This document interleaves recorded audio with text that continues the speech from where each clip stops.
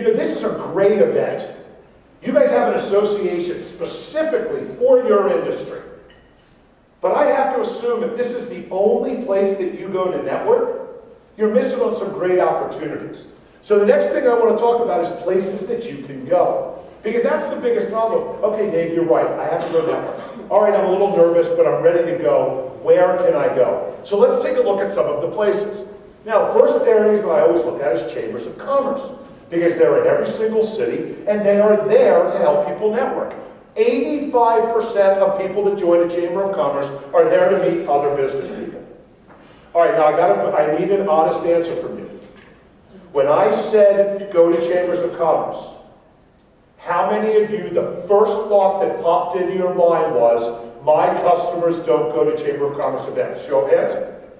Okay, good. First of all, I greatly appreciate your honesty for doing that. But I need to point this out.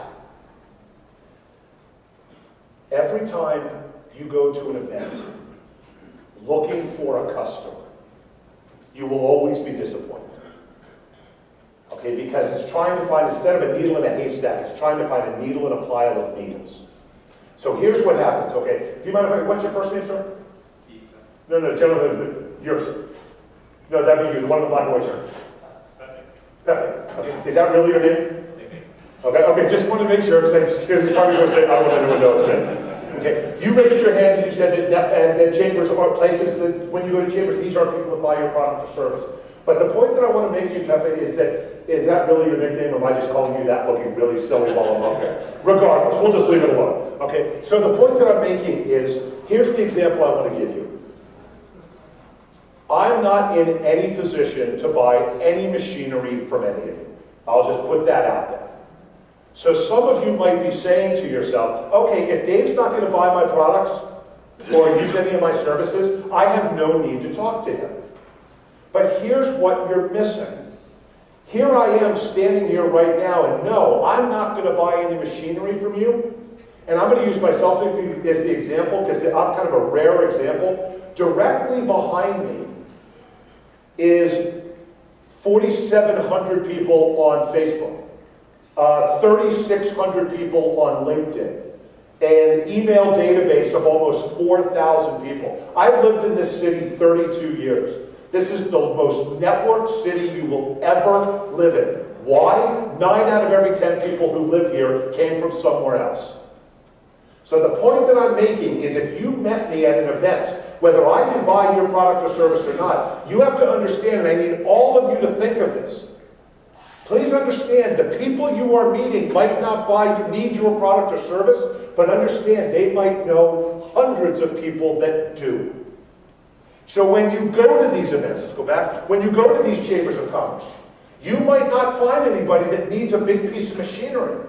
But I will bet, if you talk to these people enough, and we're going to talk about this in a second on what to say, you're going to find people that know people that need your product or service. You guys familiar with 6 degrees of separation? Okay, it means you're no more than 6 people away from anything you need. Well, I like using 5 degrees of separation so I can use my hand as a prop. Okay, it's the one prop I never forget. Okay, forget everything else. Okay, let me give you a great example. This is you. This is your customer. What most of you do when you go to chambers of commerce and you go to events and things like that is you try to do this. You try to find that person who's going to buy your product or service. My answer to you, don't even bother. Okay, it's almost impossible. But what's happening is every time you go like this, you are missing these 3 people. These are the people that can get you to your customer. So instead of going to an event, instead of going to a chamber of commerce and looking for that one person that needs to buy a $2 million machine from you, go find somebody. Say there's a particular industry you're going for. Find anyone in that industry. One of these 3 people. These 3 people are here for a reason. The reason it's called 6 degrees of separation, because if this worked, it would be called 1 degree of separation. And it doesn't. I've been doing this a long time. I've gotten it down at times to about 4 degrees. I have never gotten it to a point where every single person I meet buys my product or service. So always remember this, and please understand, until it really sinks in, I look at my hand like this. And sometimes I'm the thumb, sometimes I'm the pinky. Okay, and I look at this, and I go, okay, this is me. Okay, that's my customer. At this event, I'm looking for these people. Okay, by doing that, every event you go to can be a successful event. So we're looking at Chambers of Commerce right now. So as I said, 85% of people go to Chambers of Commerce because they want to network. Next thing I want to look at is associations. You know, we're in an association here. The coolest part about associations is there's an association for everything. Check out some of these numbers. There's 23,000 national associations in the United States. There's 18,000 international associations. And regional, state, and local associations, there are over 100,000 of them. So for those of you to look at me and say, Dave, I'd really like to go network, but I don't have anywhere to go, look at these numbers and I will tell you you're lying. The point I'm making is go and find the places that are going to be able to meet the kind of people that you want, whether it be your customer or the people that can lead you to your customer. Okay? How you look at, let's find, how you can find the right associations. Check online. Say, for instance, you're looking for something specific. If there's a particular area that you're focused on, I promise you there's an association for that. Chat with your competitors. Because if you're in different parts of the world, you deal with different customers, you can work with each other. Talk to the people that you know. And lastly, if for those of you that want to write this down, there's a website called Associations Unlimited. It'll give you more information about associations than you can imagine. The point that I'm making is no one can sit here and say to me, Dave, I'd really like to go network, but I don't know where to go. Okay, there's so many places that you can go. Okay, these are this is charitable groups. How many of you currently belong or have some leadership role in a charitable place?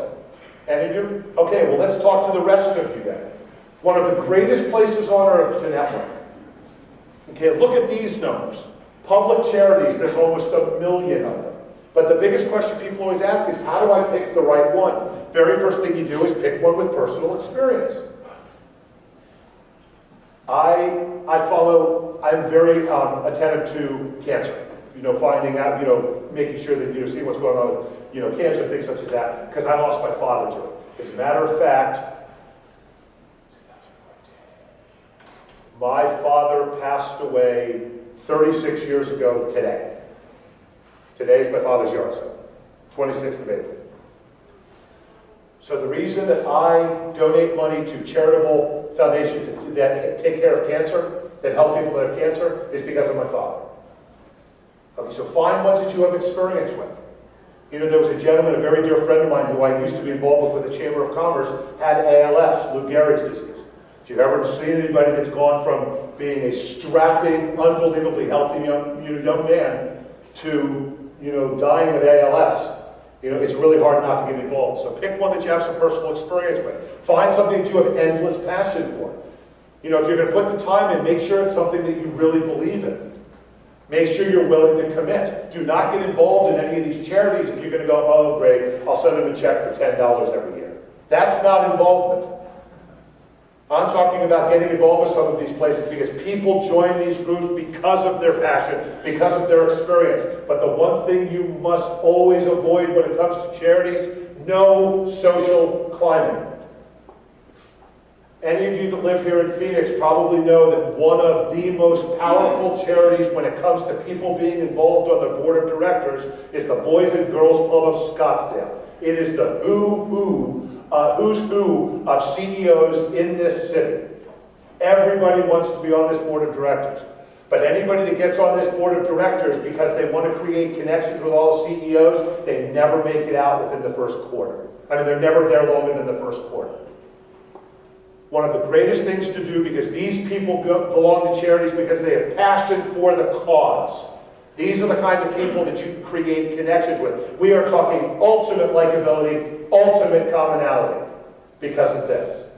If you are not currently involved in some level of charitable work, get into it as quickly as possible. Watch what it can do. First of all, it will make you feel so good, and watch what it can potentially do for your business. So, action step.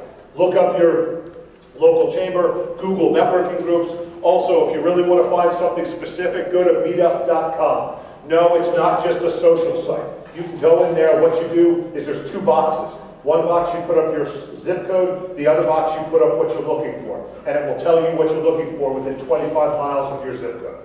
Okay, it's an amazing resource. Last thing is talk to your network. My recommendation is, how many of you in here attend some networking event, some association, some charitable place? Show of hands. Okay, it's most of the people in the room. Ask people around here, what do you belong to? What's working for you? Things such as that. They're not big secrets. There's no secret handshake. They'll share this information with you. Hold on, I'll wait till you get this picture. You got it? All right, good. Want to make sure we're good. Okay? So we've now looked at what is networking, overcome your fears, where to go. Next thing is, what do I say? Because here's what I've done so far. I've gotten you over your fear. I've told you what it is. I've told you where to go. But now this is what you're doing.